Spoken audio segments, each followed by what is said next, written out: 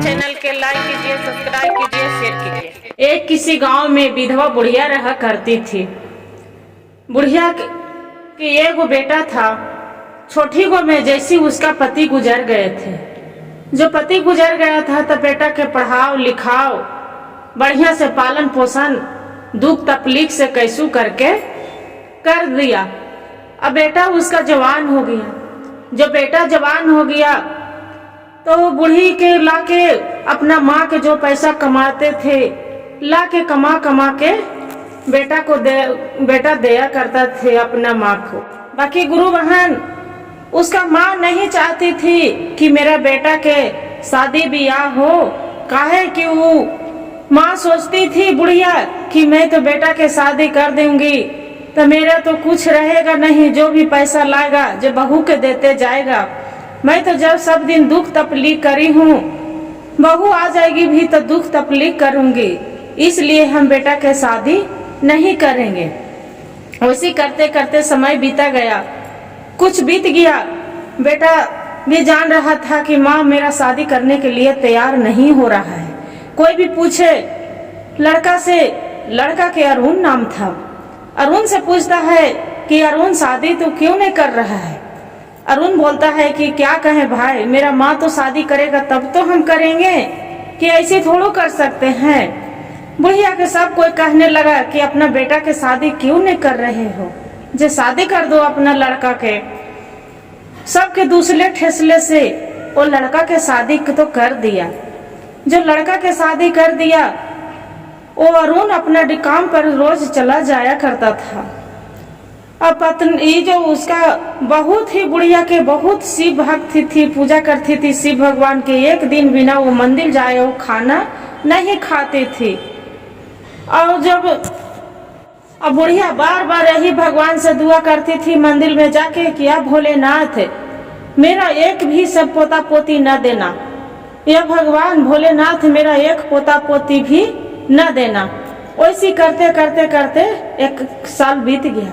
जब एक साल बीत गया तो पोता पोती बाल बच्चा उसका बहू के नहीं ठहर रहा था।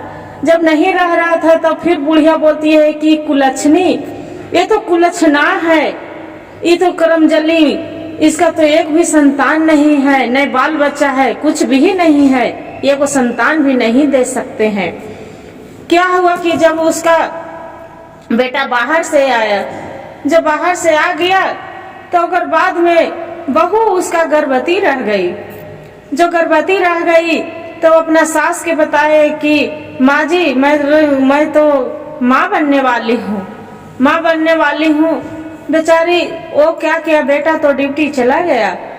अये जो बुढ़िया थी तो बहू तो अपना बहू के मारने लगे, पूरा लेहू लेहान मार पीट पूरा करते थे। वैसे करते बहू बेचारी किसी से न गांव मोहल्ला न अपना मायके एक शिकायत भी नहीं करती थी, घुट घुट के वो रहा करती थी। जो ऐसे ही करते करते करते समय बीत गया। 9वां महीना हो गया। 9वां महीना बीत गया, दर्द उसका स्टार्ट हो गया। तो दर्द स्टार्ट हो गया, उसका पति तो बाहर चल गए। तो फिर सास के बोलते हैं कि माँ जी मेरा बहुत दर्द दे रहा है, मैं क्या करूं, जे कैसे करूं माँ जी, बहुत दर्द से व्याकुल लग रहा है।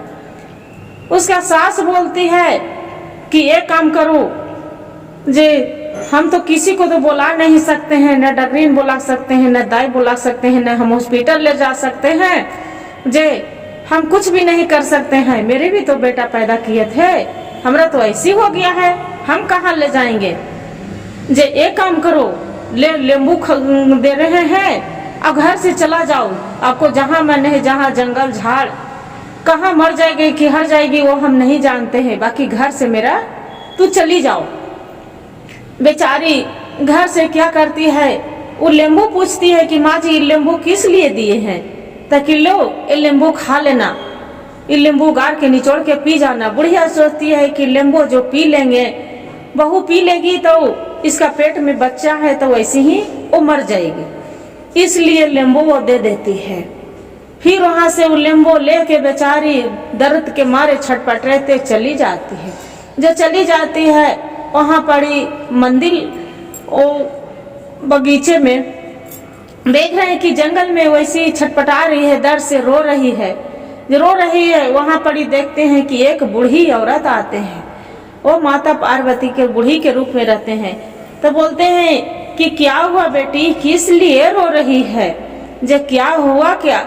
बोलती है कि क्या करे अम्मा, से भगवान ने, भोलेनाथ ने, मेरा सास नहीं चाहती थी कि मेरा बच्चा हो।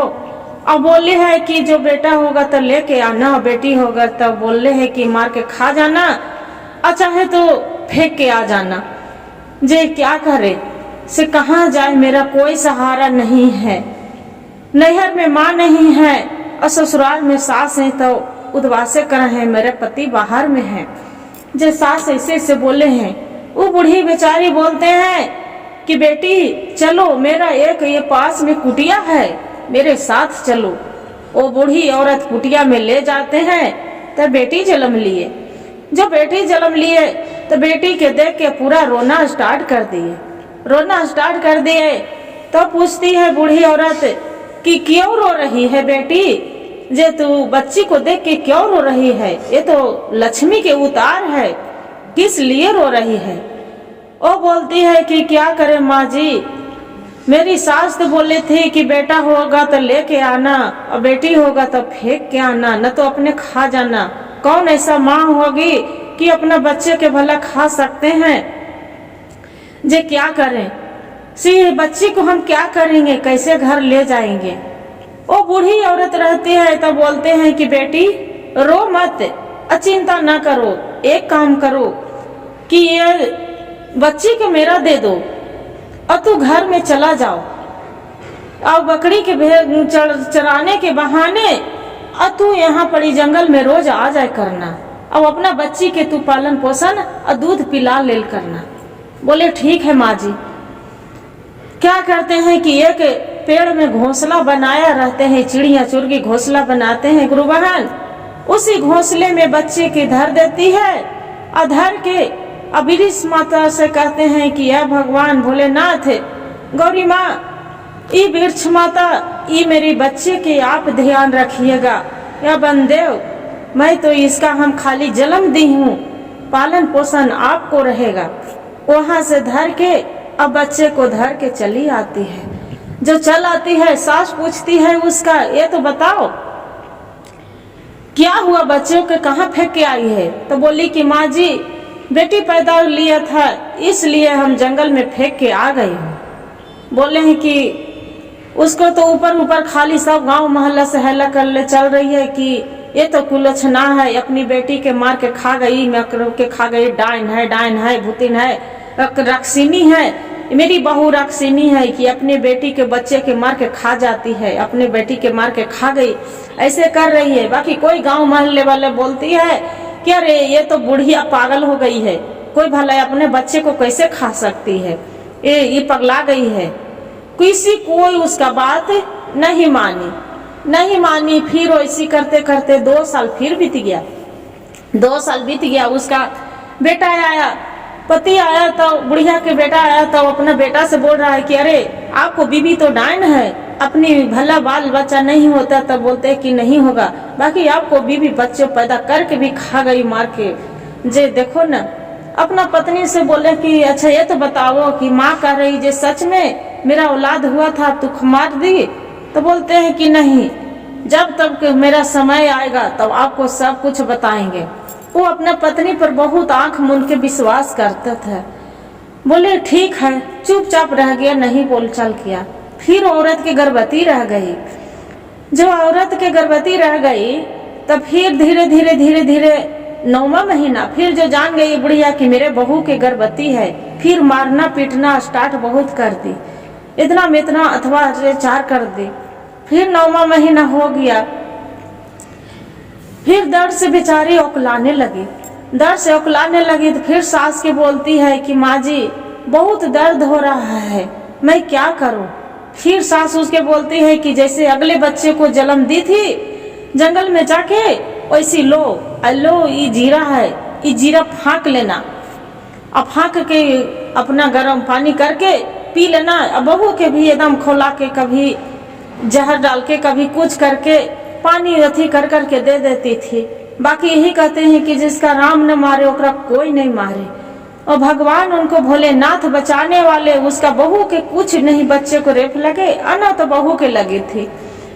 फिर वैसी 9वां महीना बीत गया, जीरा देखिए बेचारी जंगल में लेके चली गई। फिर वैसी रो रही है तब फिर रोने से बुढ़िया माता आते हैं तो बोलते हैं कि क्या हुआ बेटी, किस लिए रो रही है, फिर क्या हो गया। फिर बोलती है कि माँ जी एक बच्चे को आप संभाले थे, बाकी फिर मेरा वही सास बोली है कि बेटा होगा तो लेके आना, और बेटी होगा तो चाहे मार के खा जाना और चाहे तू फेंक के आना, मैं क्या करूं। फिर बूढ़ी अम्मा बोलते हैं कि बेटी रोवो मत, अपना आंसू पोछो, अपना आंचल से आंसू पोछ के अब बोलते हैं कि बेटी चलो मेरे पास में कुटिया है, वही कुटिया में जहाँ पहली बच्ची की जन्म दी थी वहीं चलो। और वैसे पहली बच्ची के जन्म दी थी वही कुटिया में गई, फिर भी लड़की हुआ। जब लड़की हुआ तो फिर रोने लगी। अब रोने लगी तो फिर सोचते हैं कि अरे अब क्या करें। फिर बोलते हैं बेटी किस लिए रो रहे हैं, जे एक काम करो, जैसे पहली वाली लड़की के बच्ची को जन्म दी थी तो दी थी मेरा, वैसे ही घोंसले में रख दो।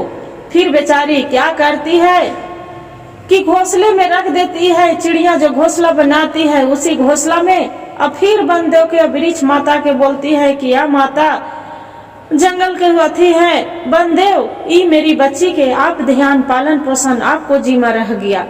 और इमली के जीरा दोनों चीज बूढ़ी अम्मा रख ली, और रख के और वो बाद में फिर वो बेचारी चल आई। बच्ची उसका जाके रोज बकरी चराने जाती थी, अपना बच्ची के दूध पिला के पालन पोषण कर रही थी। एक दिन के बात हुआ कि कुछ दिन पूजा में रह गई, पूजा भक्ति करते और वो बच्ची को नजर नहीं आए।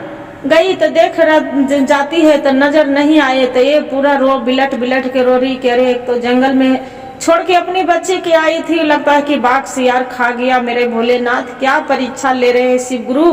वैसे भगवान की आराधना करते और घर आ गई। फिर उसका पति आए तो सास आके घर में पूछती है कि बहू के बच्चे कहाँ रखे। बोलते हैं माँ जी लड़की जन्म लिए थे तब फेंक के आ गई हूँ। फिर हल्ला कर रही है उसका सास गांव मोहल्ले में कि अरे मेरी बहू डाइन है, अपनी बच्चे को जन्म देती है और अपने बच्चों को खा जाती है, राक्षिनी है। मेरी बहू तो राक्षिनी है, जो कोई भला अपने बच्चे को खाती है, बाकी मेरी बहू खा जाती है, जब जन्म देती है और जब खा जाती है। वैसे करते हल्ला मर तो गांव मोहल्ला वाला कोई विश्वास नहीं करते हैं। फिर वैसे करते करते अपना उसका बेटा आता है तो अपना बेटा से बोलते हैं कि बेटा आपको पत्नी तो डाइन है, राक्षिनी है, बच्चों को जन्म नहीं, आपको औलाद होता तो एक अलग बात था, बाकी आपको औलाद होला के बाद भी अब आपको पत्नी है जो बच्चों को खा जाती है। वो बेचारी तो पूछने जाता है उसका पति की ये बात बताओ कि सही बात है कि तू बच्ची की खा गई है कि सही माँ झूठ बोल रही है। बोलते हैं कि नहीं, समय आएगा तो सब कुछ बताएंगे, मेरा मोहलत दे दीजिए। जी हम कुछ नहीं, कौन भला अपना माँ बच्चे को खा सकते हैं, बाकी आप चुप रहिए, जब समय आएगा जब कुछ सब कुछ बता देंगे। फिर उसका पति चुपचाप रह गया। कहले ठीक है भाई, मेरे पत्नी झूठ नहीं बोल सकती है। वो एक दिन भगवान के बिना पूजा के लिए खाना नहीं खाती है तो मेरे पत्नी का झूठ बोलेगी, नहीं झूठ बोल सकती। बहुत विश्वास करती, अटूट विश्वास अपने पत्नी पर करती थी उसका पति। वैसे ही करते समय फिर 2 साल बीत गया। 2 साल बीत गया तो फिर गर्भवती रह गई। फिर जो बुढ़िया जाने की अरे मेरे बहू तो माँ बनने वाली है, तो उसका फिर मारे पीटे पूरा उद्वास करने लगे। फिर बेचारी के यही कहते हैं कि जिसका राम न मारे। गुरु बहन देखिए दीदी, उसका कोई नहीं मार सकते हैं। तो उसका बच्चे को रेप फिर नहीं लगा। 9वां महीना बीत गया, दर्द स्टार्ट हो गया। तब फिर उसका सास से जाके बोलती है कि माँ जी दाई माँ के बुला दीजिए, बहुत दर्द से व्याकुल हो रहे हैं, सब रहा नहीं जा रहा है, मैं क्या करूं। उसका सास फिर बोलती है कि जैसी तू जंगल में 2 के बच्ची को पैदा दी। उसका सास बहुत खुश रह रही थी कि अरे मेरे बहू के तो बच्चे नहीं है, मार के आ रही है। ये तो बहुत खुश थी, राक्षिनी के तरह थी कि बहुत एक छितर से वो रहल चाहती थी उसका सास। फिर बहू के जान बोलती है कि लो इमली के, अब ये पूरा इमली के खा जाना, जो आपको बच्चे अवसान से हो जाएगा। फिर सोचती है कि इमली खा जाएगी तो उसका बच्चे खराब हो जाएगी। बेचारी फिर दर्द के मारे वहाँ चली जाती है जंगल में चली जाती है, रोने लगती है। फिर बुढ़िया माँ आती है तो बोलते हैं कि क्या हो गया बेटी, क्यों रो रही है, तू फिर आ गई है, फिर रो रही है। बोलते हैं क्या करूं माँ जी, फिर मैं माँ बनने वाली हूँ, मेरे सास वैसी उदबास के चला दिए है, घर से निकाल दिए हैं माँ जी, क्या करूं। फिर बोलती है बेटी तू रो मत, जैसे दूगो को जन्म दी है, जैसी एक बच्ची तू आओ जन्म दे, चलो मेरे साथ चलो, उसको भी हम पालन पोषण करेंगे, मेरे साथ कुटिया में चलो। कुटिया में ले जाती है बुढ़िया अम्मा और देखती है तो फिर लड़की पैदा लेती है। जब लड़की पैदा लेती है तो वैसी ही बेचारी बोलती है क्या करूंगी माँ जी, फिर भगवान मेरा बेटी दे दिए, भोलेनाथ का मेरा परीक्षा ले रहे हैं शिव गुरु। बोलते हैं रोबो मत, ये बच्ची के लेके आओ घोंसले में, जैसे तू दूगो के घोंसले में धरी थी, ये बच्ची के भी तू घोंसला में धर दो। वो घोंसले में धर के अब ऐसी भगवान माता पार्वती पर ध्यान लगा के अब बोल के वृक्ष देव से फिर चल जाती है घर चल जाती है। वैसी करके बकरी भेड़ चला के आती थी और अपने बच्चे को दूध पिला के रोज जाती थी। उसका सास घर में गई तो पूछती है कि ये तो बताओ ये क्या हुआ, आपको बेटी के बेटा कहाँ फेंक के आई है। बोलते हैं माँ जी बेटा लड़का नहीं हुआ था, लड़की हुआ था, बीके आ गए हम, पूरा गांव मोहल्ला में हल्ला कर दी, उसका बात कोई नहीं माने। जो कोई नहीं माने तब सोचती है कि मेरी बहू के तो ये मेरा बात तो कोई नहीं मानते हैं, मेरा तो सब पागल समझते हैं, जे अपनी इसका फांसी दिलवा देते हैं। फांसी जो दिलवा के तबे मेरा चैन मिलेगा, तो न तो नहीं मिलेगा। क्या करते हैं कि गांव मोहल्ले से सरपंच मुखिया के बुलाते हैं और मुखिया के बुला के और बाद में बोलते हैं कि मेरी बहू तो बांझ है, राक्षिनी है, अपनी बच्ची की पैदा करके बच्चों को अब खा जाती है, मेरा बेटा बात भी नहीं मानते हैं। अब क्या करे, जब ओकरा जैसे ही उसका सरपंच मुखिया जो रहते हैं तो बोलते हैं कि पंचायत होते हैं, उसका बहू के बुलाते हैं तो बोलते हैं कि ठीक है मुखिया जी, मेरा जो फांसी देना चाहते हैं तो दे दीजिए। और रोने लगती है कि अब भोलेनाथ मैं जीवन में बच के भी मैं क्या करूंगी धरती पर, इतना हम जब से शादी होके आए हैं, जब से मेरा सुख के चैन नहीं मिला है, रात दिन रोते कलपते मेरा दिन बीता है, 3 गो बच्ची भी हो, तीनों ऐसी। ये क्या करे थे बुढ़िया अम्मा की एगो नींबू अजीरा और उसका रोप दिए थे। अब जो रोप दिए थे तो देखते हैं कि आम और एगो नींबू और एगो इमली, तीनों वैसी रोप दिए थे, पूरा फल अथी करके पेड़, तीनों सुंदर सुंदर बच्ची हो गया था। और जब बच्ची हो गया था तो वहाँ पर जो फांसी होने की तैयारी हो गया, वो उसका पति अरुण सोया था तो सपने कोई जाके जगा रहे हैं, एक बूढ़ा बाबा लग रहे हैं कि भोलेनाथ है, कोई अनजान आदमी वहाँ देख रहे हैं कि मेरा कोई जगा रहा है कि उठो, आपको पत्नी के फांसी होने वाला है, बहुत कस के अथी हो रहे हैं, अब तो यहाँ नीचे से सोया है, से चलो घर चलो, जल्दी चलो। और बाद में वो बेचारा चहाल उड़ता है, अपना सेठ के यहाँ जाता है कि मेरा पैसा दे दीजिए, मैं घर जा रही हूँ, मेरे पत्नी की तबीयत खराब है, मेरा पत्नी नहीं बचने वाली है। फिर भी देख बोल रहा है, उसका आत्मा में लग रहा है कि आपको पत्नी के पैसा से जरूरत नहीं है, आप ऐसे ही चलो। वहाँ से क्या करता है कि दौड़ते धूपते बेचारा जल्दी समन घर आ जाते हैं तो देखता है कि ताला लगल है तो घर से सबसे पूछते हैं कि मेरा पत्नी नहीं है, मेरी माँ नहीं है, कहाँ गई।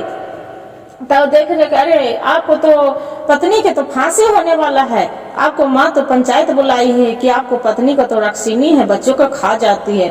वो बोलता है नहीं, ऐसा नहीं हो सकता है, मेरी पत्नी शिव भक्त है, मैं शिव पूजा करती है, भगवान भोलेनाथ के पूजा कैला बिना वो एक दिन खाना नहीं खाती है, वो ऐसा कुछ नहीं कर सकती है।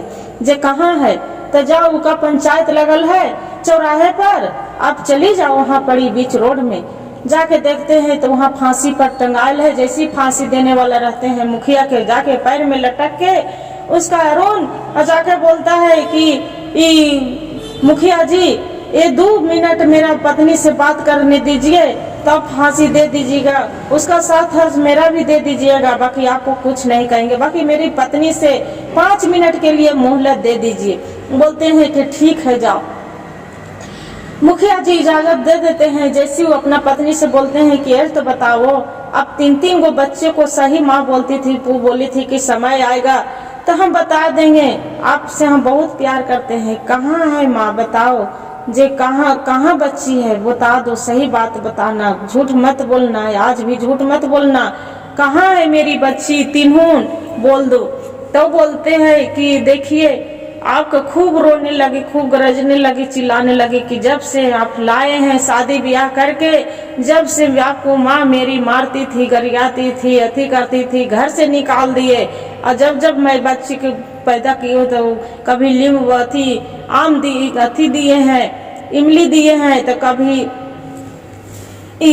जीरा दिए हैं, तो कभी आम दिए हैं। बताइए, जे ऐसे करके पूरा मनो फट के वो रोने लगी, रो के ओकर बाद में फिर चले तो कल के तो ये बात कोई नहीं मानेगा कि आपको बच्ची जीवित है। एक काम करो, अब बुलावो जो बुढ़िया माता है जिसका, और एक काम करो बनदेव के बुलावो, वृक्ष माता के बुलावो, और जो चिड़िया के घोंसले में बच्ची को रखती थी, चिड़िया चुड़गे के सबको बुलावो। ये क्या करती है, भगवान की आराधना करती है कि अब भोलेनाथ या राम, आज बचाने वाला आप ही हैं, मारने वाला आप ही हैं। अब बुढ़िया अम्मा के भी प्रार्थना करती है, वहाँ पड़ी बूढ़ी अम्मा तीनों बच्चे को लेके और शामिल हो जाते हैं। पौंड अब वृक्ष माता भी आ जाते हैं, अब बनदेव भी आके, और जो पक्षी घोंसले में रखते हैं पक्षी भी आके, और तीनों बच्चे के लेके इतना सुंदर सुंदर सभे वही जो रोपी थी आम और इमली और वही नींबू, तीनों देखते हैं कि बहुत सुंदर सुंदर बच्ची है। बोलते हैं कि ये ऐसे ऐसे इतना उद्वास की थी, बाकी तैयो पर भी मेरा जब जब बच्चे जन्म लिए हैं, जब जब इनको माँ बोले कि जंगल में चली जाओ, बेटी होगा तो फेंक के आना और बेटा होगा तो लेके आना, तो वही मेरी तीनों बच्ची है। अब बच्ची को गले से लगा के उसका पति और अपने दोनों अथी करने लगते हैं। और जो मुखिया जी रहते हैं बोलते हैं कि अरुण आपको माँ तो आप पत्नी को डायन बोल रही थी रक्षिनी, बाकी आपको माँ रक्षिनी है, से इसका फांसी नहीं होना चाहिए, आपको माँ का फांसी होना चाहिए। जे कौन ऐसा औलाद रहेगा कि कितनो बेवकूफ भी रहेगा तो कौन ऐसा माँ चाहेगी कि मेरा बेटा के बाल बच्चा नहीं हो, कोई संतान नहीं हो, कोई बुद्धि अथी नहीं हो, कितना आप स्वार्थी। वो रोने लगती है उसका माँ की क्या करूं, से मेरी तनी बचपन में जब से इसका रून के जन्म दिए थे उतनी घड़ी मेरा पति दुनिया से चल बसे थे, तो लगता था कि मेरा बेटा कमाएगा तो मेरा नहीं देगा, इसलिए हम वैसे कर रही थी कि आजाद से हम रहना चाह रही थी। बाकी मेरे मुखिया जी माफ कर दीजिए। मुखिया जी बोलते हैं कि आपको कोई माफी नहीं मिलेगा, आपको फांसी चढ़ेगा तो चढ़ेगा। जैसे फांसी उड़ा देते हैं, चढ़ाने पर रहते हैं अथी करने वाला, तब उसका बहू जाके पैर में लटक के मुखिया जी के बोलते हैं कि मुखिया जी मेरा सास के बदली मेरा माँ को बदली, मेरा माँ के बदला माँ है, जो पति के माँ नहीं है मेरा माँ है, उनको फांसी मत दीजिए, मेरा दे दीजिए, बाकी उनको छोड़ दीजिए। तब मुखिया जी बोलते हैं कि देखिए जिसके लिए तू मारना चाहती थी, इतना उद्वास किया, आज वही बहू आपको माँ के दर्जा दे रही है। उसका सास बहू के गले के लगा के बोलती है कि बहू मेरे माफ कर दो, आपको साथ हम बहुत उद्वास किए, मेरा भगवान भी माफ नहीं करेंगे। बोलते हैं माँ जी मैं माफ करने वाला क्यों हूँ, अब जाके माफी मांगना है तो भोलेनाथ भी जाके मांगिए। आज उन्हीं को कृपा से आज बचे हैं, माता पार्वती के दया से। गुरु भाई गुरु बहन, जो वीडियो अच्छा लगे तो एक लाइक और सब्सक्राइब और शेयर जरूर करिएगा, और हर हर महादेव कमेंट में जरूर लिखिएगा।